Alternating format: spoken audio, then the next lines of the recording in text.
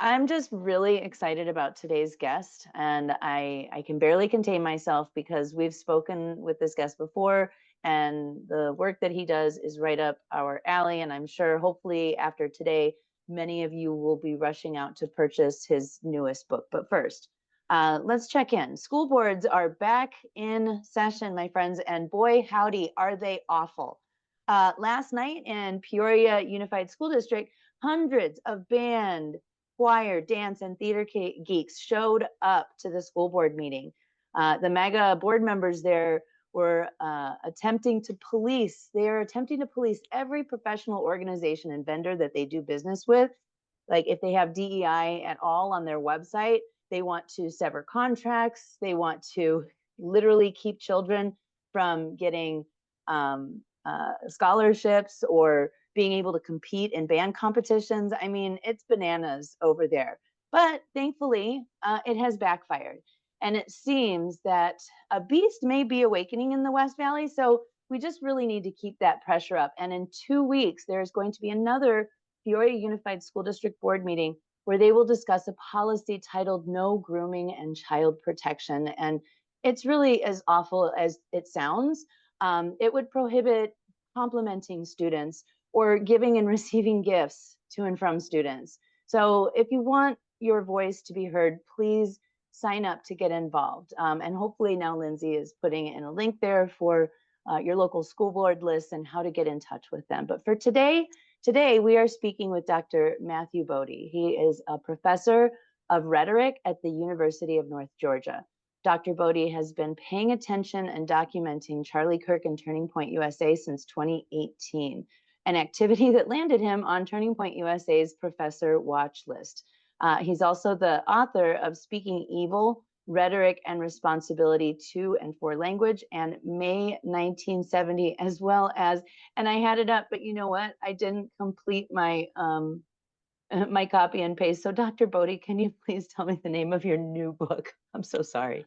It's called The Seven Mountains Mandate, Exposing the Dangerous Plan to Christianize America and Destroy Democracy. In the chat, I made a website for myself for all my stuff there, so you can see all the links there from different things I'll talk about there. Awesome. Thank you so much for being prepared with that. So yeah, hold on to your seats, everybody, because I do have a feeling that today might be a little bit more ragey than Hopi. And so with that, I'm just going to go ahead and turn it over to you, Dr. Boedy, and I will monitor for questions. All right. I will say I've talked about this book several times with different groups, and yes, the negative energy or the ragey does come up. And to be honest with you, the subtitle is about Christianizing America and Destroy Democracy. And as I was writing the book, I felt that ragey, that negative thing. It's like I need to add something in here about what it should be, what it should democracy should look like. So at the end of each chapter is just cut a couple of paragraphs about what Turning Point is doing to democracy, or what the Seven Mountains Mandate is, and then what it should look like, what we'd hope it would say. So that's what I tried to do, and that's why I want to focus on democracy. So I did speak with this group about a year and a half ago, mainly about Turning Point USA's international efforts.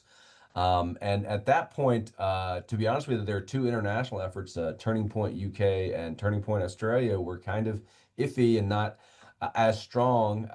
They're trying to find their way. Well, that is not the case anymore.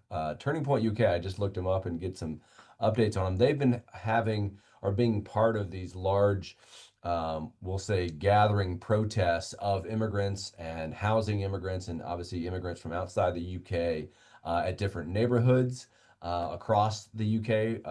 And at the same time, those protests have been met by local people who are supporting those immigrants and supporting people coming to their country.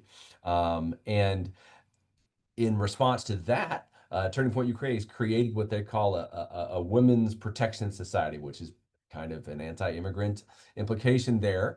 And that's their new shtick. And I wanted to say that because that's a copy of what Charlie Kirk and Turning Point USA are doing in America. You might have heard Charlie on the radio or his podcast, whatever you want to call it, mentioned Taylor Swift getting engaged, and Taylor Swift should, he was very happy for them, but he also said that Taylor Swift should, as a woman, submit to her husband. That is not a one-off comment, even though it's about Taylor Swift. It is not a one-off comment. It is part of a larger strategy of Christian nationalism. And that specific strategy is the Seven Mountains Mandate. And this is the subject of my new book. And so the last time I talked about writing a book about Turning Point USA. So this book is about Turning Point USA. The Seven Mountains Mandate is a strategy of Christian nationalism. And there are seven cultural institutions, seven areas of our culture, and the family is one of them. And each of these mountains, and I'll talk about why the metaphor of the mountain in a minute, but each of these areas of our culture is what Christian nationalism, and Turning Point is the face of that movement now, want to claim for Jesus, or want to reclaim it for Jesus, because they believe that these seven areas are under demonic or satanic or anti-Christian control. And so obviously the family is one of them, as I mentioned before. You can probably guess the other ones, but education, government, religion, family, business, media, and entertainment. And I want to kind of go through all of them in different ways. As I mentioned, the mountain of family, it is about um, silencing, erasing, removing from our cultural ideas definitions of family that don't match the Turning Point definition. So obviously, we're talking about gay marriage. We're perhaps talking about transsexuals or transgenderism. We're talking about all those things that they don't like. And particularly then, not just voting in policies or passing laws that would promote family, but as Charlie Kirk did with Taylor Swift, is to promote their idea of what specifically women should do. In the chapter, there's sections about what they say women should do and what men should do. And Charlie Kirk saying that Taylor Swift should submit to her husband. This is what Charlie's wife says. So it is not something that's a one-off. It is something that they're trying to push. So the mountain of family is defining the family in a particular fashion for them. And if I want to jump to the mountain of religion, which really, was confusing to me, because you think that the Christian church, the church, that's the one area that is not taken over by Satan or is not anti-Christian. But their argument is, yes, it has been, because Christians have not done their job in the other six areas. So really what they're trying to do is politicize the church. And I don't just mean partisan MAGA politics, though that it is that. It is, they want them to participate in society in a way in which they want to dominate or have dominion, is the early term back in the 80s, over society. And there are Does different ways that, yeah.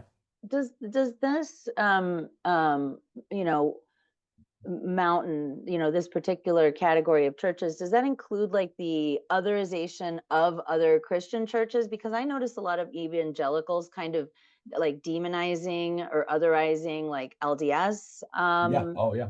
Okay, Yeah. yeah, Yeah, thank totally. you. Yeah. So with the mountain of religion, yes, it is a very particular type of Christianity. It has roots in charismatic evangelical Christianity, and they might spread that out to, we want a Protestant America. It is definitely not a Catholic, as you would think of the Pope being Catholic. It is not obviously then anything that's not Christian. And so they want to promote a Christian consensus in America, whether that's through law or policy or some sort of, again, cultural power, promoting their version of that. So yes, it is not a religious pluralistic goal at all, which is one of the reasons that I would be against it. And so yeah, that, to answer your question, is that. So with the mountain of religion, it is about having their tribe, their part of Christianity, go out and dominate the other areas, particularly as Lance Wallnau, who is one of the founders of this movement, has said, you want to put people in high places, and these high places are individuals over these seven mountains. And he is the guy that came up with the mountain metaphor. The story dates back to around 2000, when he met a person named Lauren Cunningham, who was, before he died, the founder and leader of a global youth missions movement called YWAM, or Youth with a Mission. And Lauren had told him about these seven areas that his organization was promoting, was pushing throughout his ministry and his mission organization. And then Lance took that and made it into a mountain. There's different stories about why he chose mountain, but the idea is that the Christians are climbing the mountain to dethrone Satan at the top. Lauren Cunningham came up with this list in 1975 when he met Bill Bright, who helped founded Campus Crusade. Bill Bright and Lauren Cunningham are part of the mythical legend story of the origin of the Seven Mountains Mandate. In August 1975, they met in Colorado, and each said that at the same time they presented their list of these 7 areas to each other, that there was a divine inspiration to have them talk to each other and present this list of 7 areas. This list is not new. This has been in textbooks and sociological textbooks throughout the 60s and the 70s, and you could guess these 7 areas if you say, what area should we take over? But they said we should get involved in these 7 areas and we should influence for Jesus these 7 areas. So the Seven Mountains Mandate is a mandate from God to take over these 7 areas, to take back these 7 areas. So we have the mountain of religion, we have the mountain of family, we have the mountain of government. What the mountain of government, which is almost straightforward, is electing people who agree with them to office. But that is not just the federal and state office. I'm sure you've seen reports of Turning Point influencing a utility board election locally, and so they want to put anti-climate change activists on that board. And as Janine just pointed out, they also want their school board members. So any type of election you can think of. But also, I think with the mountain of government, it is both at the federal level. Project 2025 is one of the 7 mountains, obviously, and what they're doing at the federal level. But at the state level, it is really about 2 things. One, making people afraid of California and what California could do to your red state and bringing people in from California to your state, but then also making your red state much redder and very not just business GOP, but very much the 7 mountains mandate Christian nationalism. Oklahoma is a great example of that. They want to do more of what Oklahoma is doing. Florida is a good example of that. So Arizona maybe in the middle, still trying to push that aside. But yes, so at the state level, this is where Turning Point really has done a lot of not lobbying, but advocating. So they have an arm, Turning Point Action, as you're well aware. They have an arm and Turning Point now for all 7 of these mountains. So if you're familiar with Turning Point and you think it's a college or high school organization and maybe a political organization, that is not true anymore. They have an arm dedicated to each part of the 7 mountains. And this is why each chapter is dedicated to one of these mountains. So their budget is kind of unknown. We do have their tax returns, but they have a lot of money to burn in going in these 7 areas. So Turning Point Action obviously is the mountain of government. They have Turning Point Faith, which gets at the mountain of religion, but also gets at the mountain of family. And as you well know, they have Turning Point Academy, which is their educational arm. So we'll talk about the mountain of education. So yes, it is about defunding public schools. As you well know, in Arizona, the voucher bill or law that is now in case is sucking money from state government. So it is about that. But it is also Turning Point wants to go back into the public schools and make public schools into a very patriotic Christian cultural education device. So this is why we hear a lot about DEI and banning DEI at the K through 12 level and changing curriculum and downplaying slavery and banning certain books. Again, they have a former pastor, I never pronounced his name correctly, but travels around to different school boards and reads what he thinks is pornographic or bad material at the school board. And sometimes they get him to stop and sometimes they don't. But that is his role at Turning Point, is to travel around and read these things. And so Turning Point Academy is both brick and mortar schools, but they, as you well know, they have a partnership with Dream City in Phoenix. They have partnership with other schools around the state. They have about 50 schools that they are partnering with. Some are homeschool, kind of hybrid homeschool in-person things. But they're not just working with private schools. Obviously, they're very much for the vouchers, but they're also trying to implement, much like PragerU, their agenda, their curriculum through the public school system. So don't just think that they're trying to make a parallel school system with the private school. They also want the public schools to look like the private schools. Somebody asked, in the chat, who funds Turning Point? Man, that's a huge question. If you go to their tax records, you see some of the people that have donated to this. And obviously they do have large MAGA donors, and there's several names we could throw out there, and they get money from different organizations. But let's not forget, at this moment, it is a grassroots organization. It is not just funded by the big name, big donors. There are people donating $5, $10, buying a copy of Charlie Kirk's book for 50, you know, and buying their merchandise off their website. So they have a large grassroots network of high school kids all the way up to senior citizens. If you go to a Turning Point event now, this AmFest or this other event that's in the winter, it is all ages. And I wanted to put a link into the chat of a Turning Point event that I went to back in March. I went to a Turning Point event here in my hometown because they had hosted their Turning Point Pastor Summit, which is obviously part of the Mountain of Religion, at a local mega church here in my town called Free Chapel, run by or pastored by one of the people on Trump's or original evangelical advisory board. I don't think he has one right now.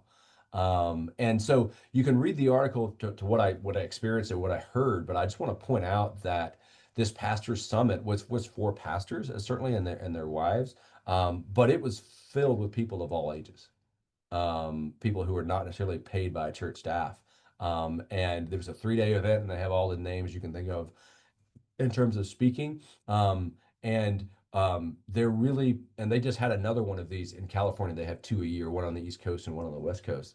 And so the one on the West Coast, one of the speakers was a guy named Che An.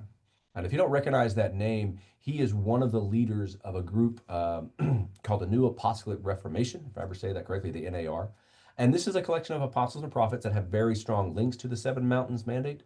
Um, and he is one of the, I don't know, godfathers of that movement. He is now running for governor of California, which is part of the mountain of government electing people there. I don't know if he'll win or have any chance of winning, but he thinks God is calling him to run for governor of California. It looks like Howard's raised his hand. Does he have a question? It's gone now. Okay. I was gonna say too, just recently, you spoke of the, because I mean, I think, it could be called AstroTurf in some instances, but it Yeah. truly is a grassroots campaign when we are talking about like high school kids. And Yeah. I don't know if it was like the first high school in America, but it was like one of the first. And it's this school up here in Cave Creek. And just recently I saw on social media that he's been stripped of his coachhood, and I don't think he's going to be able to be an advisor for clubs. He was a Turning Point USA club Mm. advisor, and again, I haven't seen anything on the news about this. This is just people like reaching out and telling me what's going on. Yeah. So it's like, Yeah. but Yeah. he had AR-15 posters posted all over the locker room and in his Mm. classroom and stuff, and posters of like Charlie Kirk. Like Um, that's so somebody weird. mentioned in the chat the book by Kyle Spencer. I talked to Kyle for that book, Raising Them Right, The Untold Story of America's Oakland's Conservative Youth Movement. And I wanted to mention that book, not just because I was part of it, but that was the early Charlie Kirk. There's no mention of Christian nationalism in that book. It's a book about three people: Charlie Kirk, Candace Owens, and I ever forget the last person's name. I'll mention Candace in a minute. But that was before Charlie Kirk turned to Christian nationalism. And the story of Charlie Kirk turning to Christian nationalism is a two-part. One, he met Rob McCoy, who was a megachurch pastor in California, who was a Seven Mountains Mandate person, and he also met Lance Wallnau, maybe around 2020, 2019.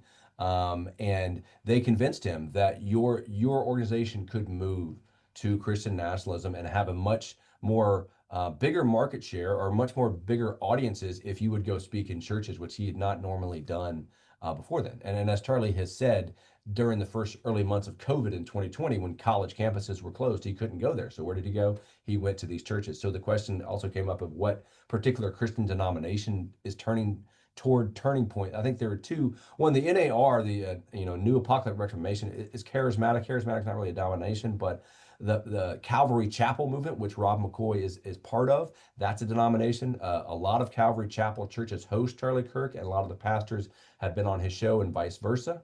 And then two, the Southern Baptist Convention. Turning Point has made inroads into the Southern Baptist Convention so much that they've attended the Southern Baptist Convention meeting, every year. And then also some of the Southern Baptist leaders have spoken at Turning Point pastors summits. He does churches events, sporadically during the the spring and the fall, but these pastor summits. So if you look at the speakers, a lot of them are going to be charismatic. A lot of them will be non-denominational. There's going to be a lot of YouTube and TikTok influencers that have some vague connection to churches. But I will just say that the church that hosted Turning Point in my town, Free Chapel, is charismatic, Assemblies of God-ish. So it doesn't preach its denomination on the board, so it's kind of hard to tell. But Jensen Franklin is the pastor there. So that's way to answer that question. So I was getting at the other mountains, education, government, religion, and family covered that. So business, media, and entertainment. The mountain of business is interesting because the goal of the mountain of business is to um, practice what they call the transfer of wealth. And this is an old phrase that dates back to the 80s in charismatic circles. It started out as a kind of ploy to businessmen to get involved with their network, to get involved with churches, that if you come here, God will bless you and you can transfer wealth from evil people to good people. So it has a connection to the prosperity gospel, if you're familiar with that, which is the idea that if you pray enough, if you believe enough, if you perhaps act in certain ways, you will be blessed by God financially. If you donate to the church, you will be blessed by God financially. So there's a prosperity gospel part of that. But there's also, and this is where Candace Owens comes in because she was an early part of Turning Point, as you know, um, the entrepreneur free market capitalism aspect is also the mountain of business. So they want to create Christian entrepreneurs who will make these businesses and go out and transfer wealth from evil people in America. They also obviously want to transfer wealth from the government to individuals. But Candace Owens was one of the people who talked about that early on. She did not want to be a victim of the system. She wanted to be a victor and start her own business and things like that. So when you hear Turning Point talk to specifically minority groups, it's often about victimhood or not being a victim, and then also entrepreneurship, learning financial strategies. Charlie Kirk spoke at an event a couple of weeks ago. I'm maybe get confused. It's sometime recent, with this before or after, but it is an event where they primarily talk about entrepreneurship. And it was not a religious event. I think it was a storm chaser event. People who go in after a storm and fix up things. And I can find the link if I remember correctly. But he was talking to these people not primarily about religion, but primarily about being an entrepreneur and running your business and making money and gathering wealth quickly, which is a phrase we all kind of familiar with. Candace Owens, the designer from Canada. No, Candace Owens, the conspiracy theorist from Nashville, Tennessee. I just mentioned Candace. So obviously she's no longer with Turning Point, hasn't been with Turning Point for a while, has not spoken at a Turning Point event in several years.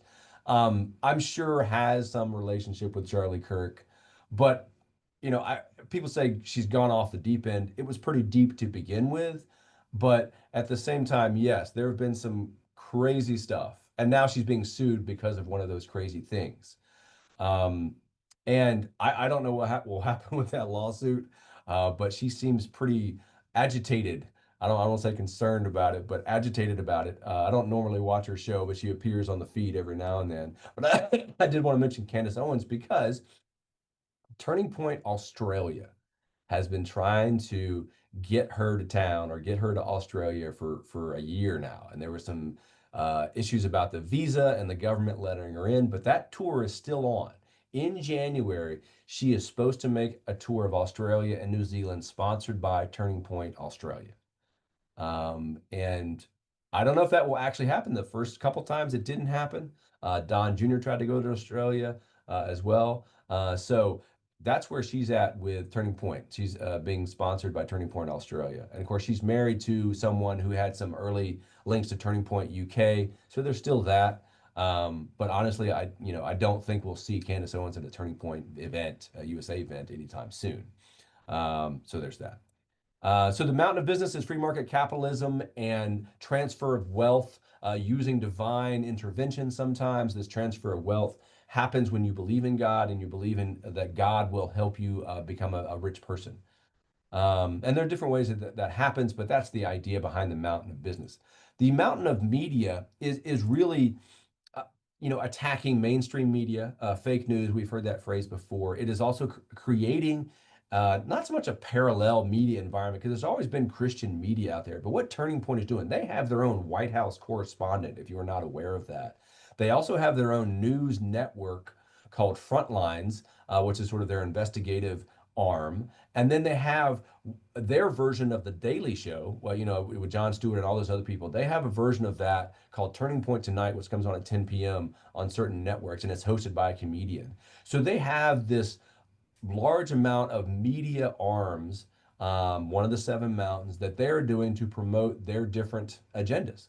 So it is news. It's obviously news about immigration or news about Trump. Their White House correspondent gets a lot of questions at the briefing, and they have other allies that also go to these briefings. So they really have picked up their media part since Trump got back into office. So the mountain of media is about mocking mainstream media and promoting Turning Point as a source of truth. Charlie Kirk as a truth teller. So I'm going to tell you the real stuff that's going on inside. I'm going to tell you the real story. I'm going to tell you the conspiracies that are happening right now, and I'm going to tell you how they affect you and get you really angry about them. And that's been Charlie's role on his radio or podcast, for the last year, couple years now. In the chat right now, Philip asked if there is a TPUSA documentary, and actually there is one. It came out last year, and we are going to have I don't know if he's the producer, writer, director, whatever, but he'll be joining us, and I know that Lindsay already posted the link. So just putting that there in case any of you that are here today want to join us on that occasion. Yeah, I mean, I've talked to several different media people who are doing stories or videos on Turning Point, and I say their thing called Front Lines with an S, which is obviously a play on the PBS Front Line, and I want to mention that Turning Point has its own documentaries. Let's be honest, they have a current documentary called Race War right now, but they do documentaries, if you will, themselves, which adds to the mountain of media. So that brings us to the mountain of entertainment. I separate media as news and entertainment with anything that's not news. So the mountain of entertainment is about mocking the mockers. It's about making fun of the Daily Show or making fun of people that mock Christianity. So obviously the South Park thing is a very good example. Charlie Kirk was not about to get into an argument with South Park. So what his best move was to say, yes, this is really great. This is really funny. I embrace it. And he obviously put the picture up on his Twitter feed for a while. But what they want to do with the mountain of entertainment is both create a Christian entertainment that is wholesome and goodness, and we've heard that for many years now. But it's really about taking the entertainment fight to the mainstream entertainment venues. So sports is a good example here, right? So we obviously have during the first Trump administration a lot of attacks upon sports and sports organizations, especially as they got into DEI. So now in the second administration, we want to erase any version of that, any cultural entertainment that has to deal with DEI, and any sports organization that they want to erase that, right? Anybody kneeling for the prayer, we don't, or kneeling for the national anthem, we don't hear about that anymore. That's the goal of Turning Point.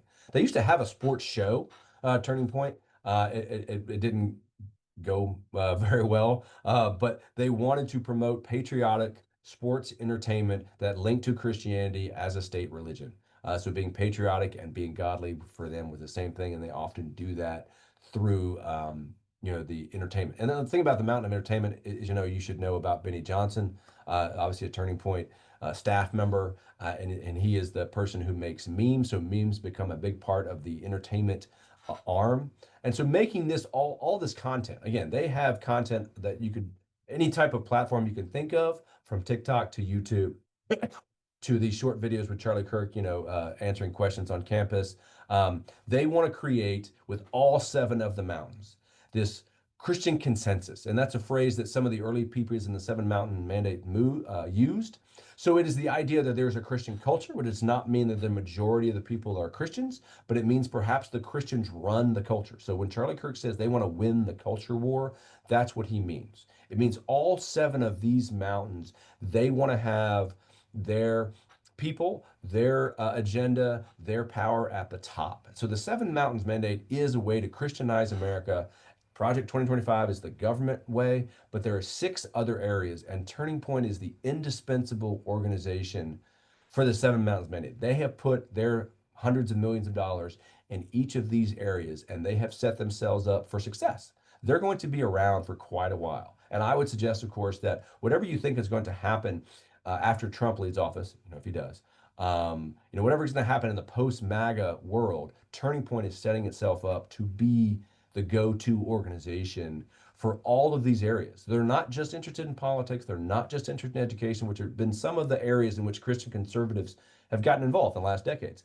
They have gone to all 7 of these areas at once, which really makes it a threat to democracy. Democracy being government, but also democracy being community organizing and equal voices for all and both genders, if you will, voting.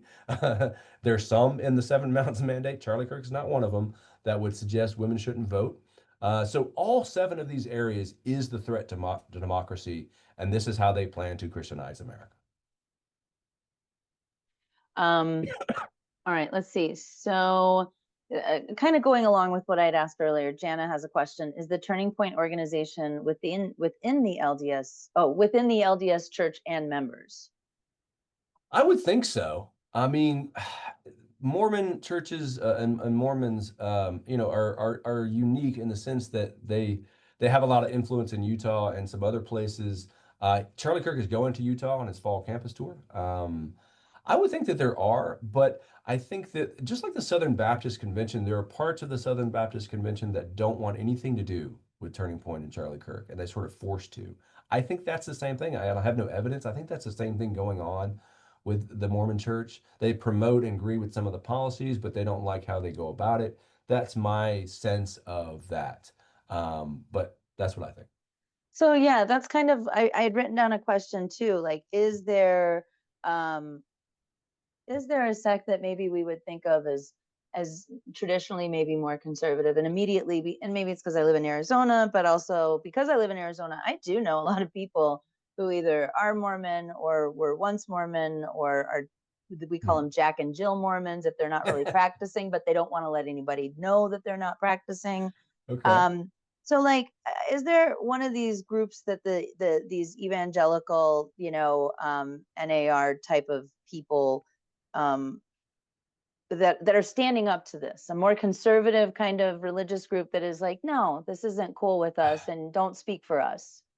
I mean, the Presbyterian arm of evangelical Christianity certainly is not a Turning Point ally.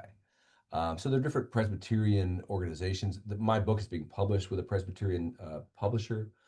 So, but that said, they're not openly vocal in their againstness, if you will. They don't host Charlie Kirk at his churches, certainly, and they don't show up at the pastor summits. And I have not heard a lot of the reform people, is the word of people I'm talking about.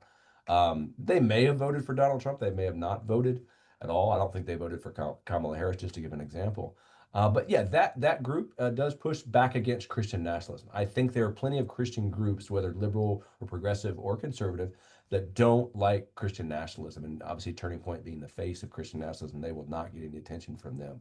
There's a group called Christians Against Christian Nationalism, and they have a book out as well. And again, Christian nationalism is a term that scholars and sociologists and political scientists use. It's not necessarily used by Charlie Kirk. He calls himself a Christian and a nationalist, so I call him a Christian nationalist. So yeah, to answer your question, I think there are some groups, but they're not vocally, because they're both not afraid of Charlie Kirk and Turning Point per se, but they're afraid of Donald Trump, and so they want to get that attention. Right. So just recently, there was well, a few months ago we had on a group. They're calling themselves now the Secular Education Association, and there's this Christian education curriculum, LifeWise Academy. But I was doing all this research on them. They're trying to infiltrate our schools, and if you look at their website, it's like, lifewise.org, right?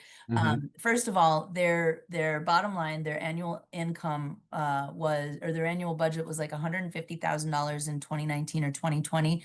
It's $42 million now.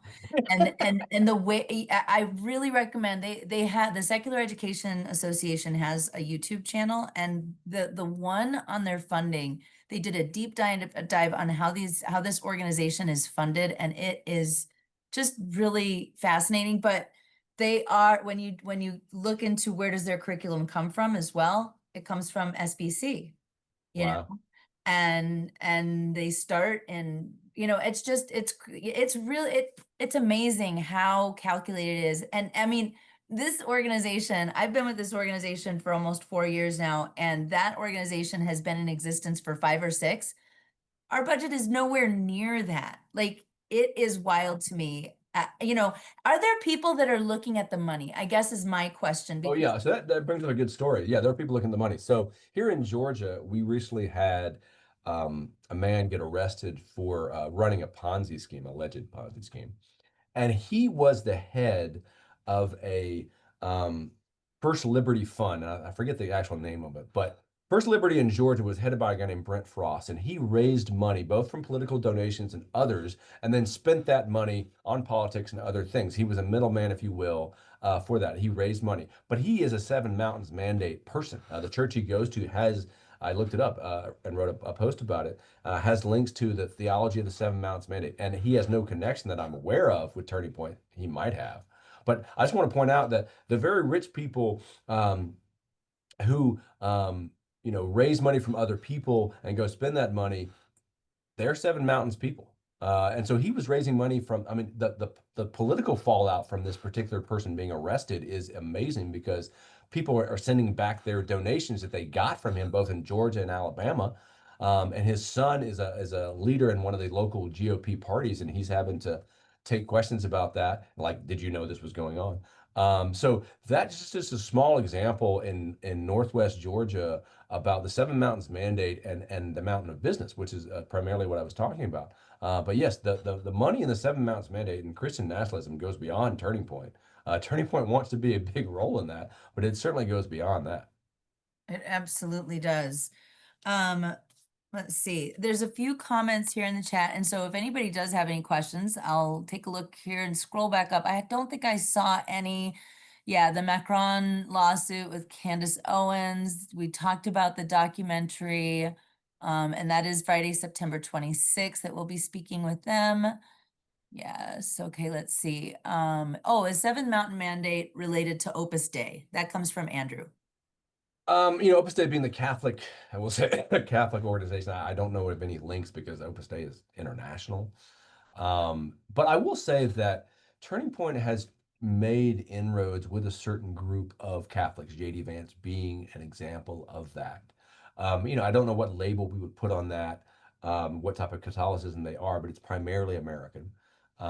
So they're not exactly linked to Opus Dei, but there's a great book about Opus Dei that you should get. But I would say that the reason that Turning Point is trying to get into this Catholic network is people like J.D. Vance and other and associated with that want the same goals.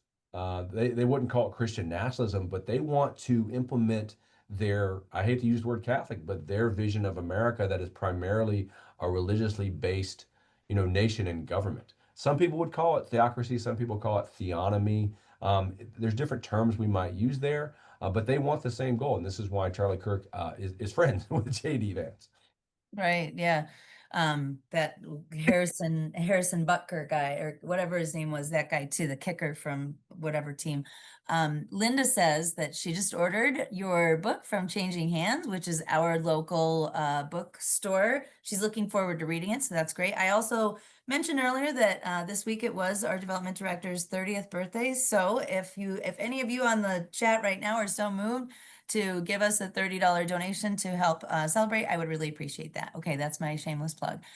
Kate says, I'm not enraged at what they want to do. I'm starting to be very glad, that I'm old and won't live long enough to see some I of hate this. to laugh, but yeah. Oh, that my dad, Funny and sad. we just put him in an assisted care facility, and he says the same thing. He's 84 years old, New Mexico Skies says, I'm thinking Trump won't survive his term and will be stuck with JD. I want more babies in the USA, Vance. I mean, like, they're all terrible. They're all terrible.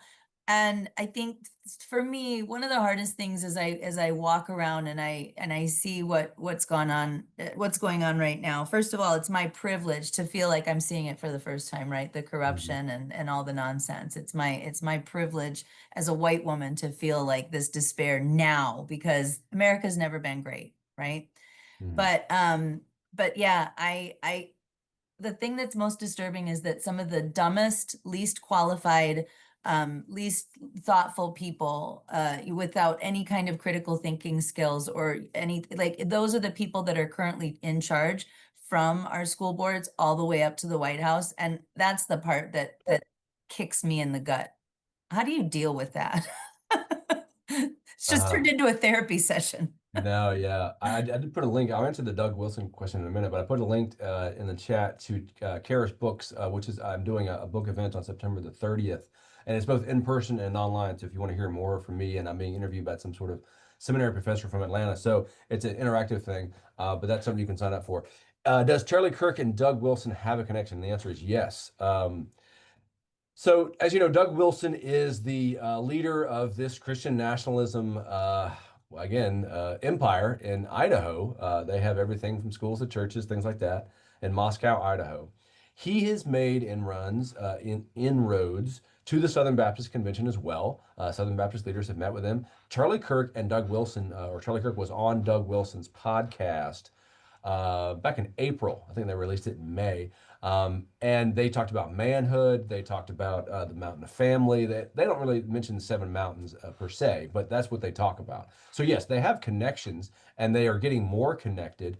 Doug Wilson, is primarily known for this empire he runs in Idaho, but they have started a branch in DC, another church location of that, primarily because one of his acolytes is the Secretary of Defense, Pete Hegseth. So Doug Wilson was well known to people like me before Charlie Kirk came around. And so Charlie Kirk is obviously trying to make connections with people that already have power. But I will say that for Doug Wilson, it's kind of hard to explain his theology, even though it's Christian nationalism. It is not as um, politically aggressive as what Charlie Kirk does. I mean, Doug Wilson is totally into that movement, and it's more religious based, and he has religious arguments and theology, and he runs a seminary, and obviously he's starting a church in DC, and he does a lot of shows and does a lot of events, but he comes across as not someone as aggressive as Charlie Kirk. And I would say aggressive in the sense of he sounds erudite, he reads a lot, blah, blah. Charlie Kirk sounds like a young millennial, I'm debating you kind of thing. So yes, they have connections, and they will continue to be connected. But I do think they have their own empires right now, if you will. And so they're friends. So I'm not even sure if this question is like real or sarcastic almost. Like Christina's saying, why more babies? What are they going to eat? Well, we'll have a big famine coming. What are they going to have for shelter? But no, really, like, let's take that question Why more babies? Yeah, like, why do they want more babies? Why do they always talk about us being like golden vessels or whatever, holy vessels? Well, I think the primary answer for Charlie Kirk and you should get married young and have more babies is that you're going to outpopulate the enemy, whoever that is to you. And it's primarily immigration or immigrants, right? Who often Catholic families have big families as well. So yes, it is outpopulating them. And so you're assuming, of course, if you had 5 kids, they will go out and change the world in different ways or become voters and things like that. So it is primarily about outpopulating the enemy. But also this mountain of family idea, it has specific roles for the mother and the father in the mountain of family, but the number of kids is often a sign of perhaps God's blessing that you tried and you had these many kids. But it's also a sign that you got married young and you decided that marriage is the most important thing at 21 or 19 or whatever. And then you've been having kids ever since then. So obviously you get married young, you might have more kids. There's also the demographic argument that yes, we as a country and as the global world, we're having less kids and we need to keep the population going. There's that. But that comes out as a non-religious fashion. But the religious argument that Charlie Kirk is that marriage is really important. Marriage, obviously, between one woman and one man, should be the center of American society. And if we have more kids, eventually we will outpopulate the people that don't agree with us. I think that's primarily his answer of why more babies. But this is a great moment to point out. I don't like to use the word hypocrisy here, but Charlie Kirk, got married late 20s. His wife's a couple years older. They have 2 kids. He is not exactly living out the promotions that he gives to young women at young women leadership summits about getting married and not getting a college degree. His wife has a master's in something. So it is hypocrisy in the sense that he's not doing it. But what he is saying is very clear to people that you should get married early, especially women should not finish their college degree or go to college to get an MRS degree and to have more kids to promote, I don't know, healthy families is the word. So, speaking of, like, why, I want to hear what you think about why the gender binary is so important to them. I mean, like, does it have to do with the patriarchy, like, continuing to uphold the patriarchy? I'm sure, but yeah, that's an abstract thing for them. I think that the gender binary is particularly to the combination of religion and nationalism. So the woman is the protector, the guider, the creator of the home, and the man is the protector and guider of the nation. And so this gender binary works in the sense that obviously women should stay at home and be homemakers, but that men should lead in all other areas outside of the church. And there's theological debates here about whether men and women should be pastors. They want to take their answer, which is only men should be pastors, and apply it to the rest of the nation. And this is the creating the Christian consensus, in all seven of the mountains. We see this. Move toward really hyper masculinity and promoting, American versions of Jesus and Donald Trump and these kind of weird, online memes with these muscles. So promoting a certain idea of manhood is their response to feminism, is their response to, women in the workplace, all the things you can think of. That is the gender binary for them. I did want to answer or sort of respond to More White Babies by RJ. Um, it is primarily white evangelicalism, no doubt. But there are, of course, as you know, plenty of non-white people involved in Turning Point. Um, at the same time, right, Charlie Kirk has attacked certain, great figures of the civil rights era, Martin Luther King being one of them. He talked about black pilots. He makes racial comments. He talks about the war on white people, just to name another one. And he's promoting this idea of, you know, I don't want to use the word racism here, but he's promoting this gender or racial divide on purpose. And part of this is his own political agenda, but part of it has to be the Seven Mountains Mandate. It is a version of white America that has other people in it, but that is run by his version of people. I also want to add religion in here because obviously white evangelical being a religion, and we've talked a lot about Charlie Kirk and other people in his allies being anti-Semitic. And Charlie says very directly, I'm not anti-Semitic. I promote Israel. I promote all the things that go on in life. But he also then repeats anti-Semitic tropes like attacking George Soros. So you do have to take all those together and look at the picture. While he says, I don't like the neo-Nazis that show up at my rallies, he also makes fun of Martin Luther King. So you have a combination of things here that is, I won't say hard to pin down, but he specifically doesn't say what you want him to say. Obviously, he doesn't call himself a racist. And so I think that is important to point out that the Seven Mountains Mandate started in charismatic worlds. Charismatics are not just whites. But Lauren Cunningham, who the founder of YWAM, promoted women as spiritual leaders and spiritual pastors, unlike Bill Bright, who did the opposite. And there is a lot of movement in evangelical circles to talk about racial reconciliation. And they continued to promote that after being attacked by people like Charlie Kirk. So I think there is a way in which to understand the racial dynamics here, but it's not a clear-cut line at times. And also that applies to religion as well.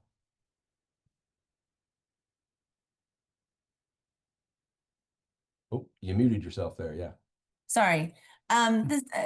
There's a comment here about about having babies and who can even afford it. But this is a really good point by Kate. Here they are out of one side of their mouth saying, don't go to school, just stay at home, have babies, only one income is fine, maybe a little MLM on the side, right? But but you can't live a decent life. Like, my children are being so thoughtful about every single one of their outgoing expenses every month. And for them, for so many of their friends who are, millennials or even Gen Z now, Yeah. they're opting. So why wouldn't they support more policies that would allow for people to have more babies? I mean, I do think it's a kind of a pro-con thing. Obviously, they want to reduce taxes. There are plenty of state level people that don't want income taxes, so they want to reduce the cost of government and the cost of you paying taxes, which obviously will give you more money in your pocket. Um, but at the same time, the con of promoting women in the workplace to them is too high, or the negative of that is too high because they want to promote the other things. So there's a combination of political policy there, but also a combination of religion that they want to return to an era where it was cheaper to live, and also we had not a lot of women in the workplace. Um, I did want to address the pro-Israel because he has to do with the second coming of Christ, and this is really important for the Seven Mountains Mandate. If you know anything about the end times and Christianity, you know that Israel plays a big role in that. And that was a particular view of the end times for many decades, that Christians would be persecuted and they would be taken to heaven. And the nation of Israel, its founding in 1948, I think I got that the right year, is a sign of the end times. And that is a very specific idea of what's going to happen at the end times. Charlie Kirk, while being pro-Israel, does not necessarily act to follow that view. The Seven Mountains Mandate is not about Christian persecution and them being taken to heaven eventually. It is about creating a nation in preparation for Jesus' return, to create a Christian nation so that Jesus can return to it. So the role of Israel kind of gets fuzzy there. If the founding of the nation of Israel is a sign of the end times, which we think Christians are going to be persecuted, and then that brings us to the famous Left Behind novels, that is different than the idea that the Seven Mountains Mandate is promoting. You are not being persecuted if you're trying to take over and eventually win the culture war. So these two pictures of the end times often get downplayed because Charlie Kirk does not want to talk about things that divide his group. He specifically says at these pastor summit, we don't want to talk about things that divide us, and the end times is a thing that divides them. So he's pro-Israel because of the Bible and all the Bible verses about Israel. But at the same time, the Seven Mountains Mandate does not talk about Israel. It talks about America being the city on the hill and the shining light, and it being the thing that brings Jesus back. So it can be confusing at times, but yes, I see your point about Israel, though. Okay, let's see. Let me make sure. Okay, factual based. Here's a question from Kay. Oh, Kay, yeah, I just sent you an email today. Kay says factual based arguments are not a good counter to these beliefs, but it seems deprogramming is needed. This is a question that comes up all the time. Like, Yeah, how yeah, can this happen? I feel like a lot of times when we're talking to guests like you, people are like, "You're never gonna get his base, so yeah. don't even try." Like, but I'd love No, to hear yeah. what you I have to mean, say. that's just a question I struggle with a lot, right? I mean, I started out writing about Charlie Kirk and writing fact checks. I mean, obviously they didn't do a whole lot, but I mean, there are plenty of fact checks we could do. But I, I'm trying to think of ways in which you would convince people to turn from this. And I don't think there is a word-based persuasive argument. You have to wait until they're ready to receive it, and I don't know when that is. It could be economic based, it could be other things, but really, as a person who thinks about evangelism and being ready to spread the moment, these kind of cold call evangelism things don't often work. Sometimes they do. But if you think about trying to convince someone to change their identity and change their inner strength that is focused on this particular MAGA or turning point or, Seven Mountains Mandate, you really have to do it multiple times. And just as an example, right? So there are plenty of young people, and this is the question about youth demographics, that go to Turning Point. They are obviously still recruiting on college campuses and high school students. And they go to these events and they have the weekend of the week of their lives. And they think, this is where I want to be. I'm in community with people. This very much matters to me. You have to match that experience by and also by not taking down or making negative the experience they had, because then they won't listen to you. It's very hard to do. You have to give them something more valuable than the thing that they think they really value, and that's very hard to do. So oftentimes you see Charlie Kirk on campus, asking people getting trying to trap him into questions. He's not going to get trapped. I would that doesn't convince people. So if you ever have that chance, I would not participate in it. They'll just put you on video and make fun of you. Um, but you really have to think about how you could convince them, not that they're wrong, but there's something else out there that is better. Yeah. And so far for me, I think, and I'm not, I'm not pushing for any particular party, but I have been enjoying a lot of the content coming from the Working Families Party because they really understand the idea of like, we're not in a culture war here, folks. We're in a class war.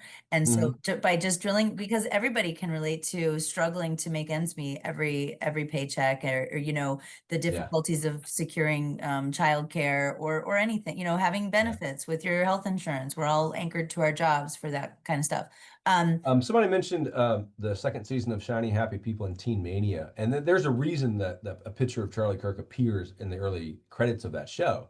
And I think one of the reasons is if you watch that documentary about Teen Mania and why it fell apart around the time that Charlie Kirk was starting Turning Point USA. And I think that, I don't know if he knew the group or not, but I think he learned the lessons of earlier youth movements, particularly religious movements. And those lessons were about, a charismatic leader and what that person did, but also the militancy that the Teen Mania went to.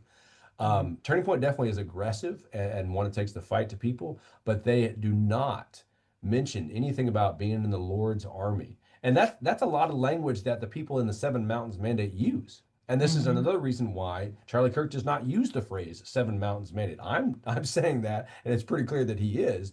Right. But he has not mentioned this mandate. He is with these people. He doesn't want to have anything to do with the negative associations of Christian nationalism and teen mania was one of those early, negative associations. So I think he learned the lesson of what not to do from Teen Mania. So if you haven't watched that, I would watch it and see the parallels with this group and how it could go bad. But I think Turning Point's going to be around for a while.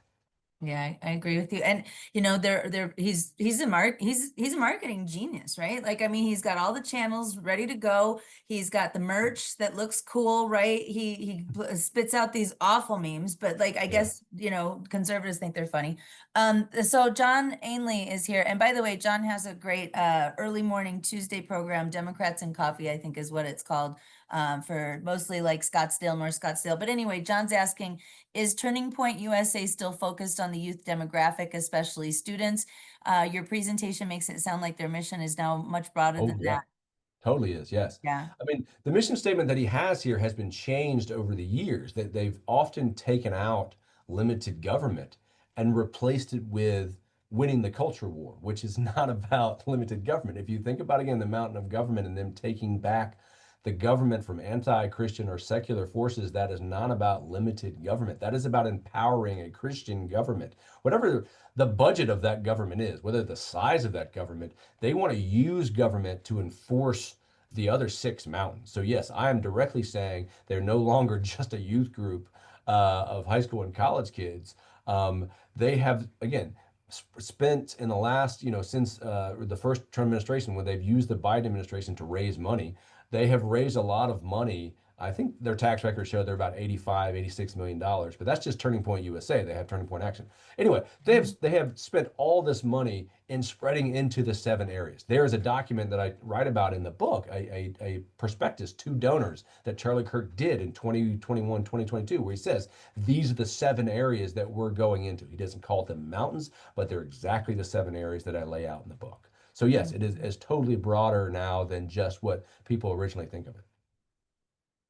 Yeah, well, holy moly, it's 12:59. I feel like we could probably go on for quite a while. I did want to say when I signed up for this, I didn't realize it was Labor Day weekend. So for those people that came for a Friday afternoon for Labor Day weekend, I applaud you. That's great. And you know what? Our attendance was one of our top attendance so far this year. So people were coming from all over the place. So thank you again Yeah. for joining us.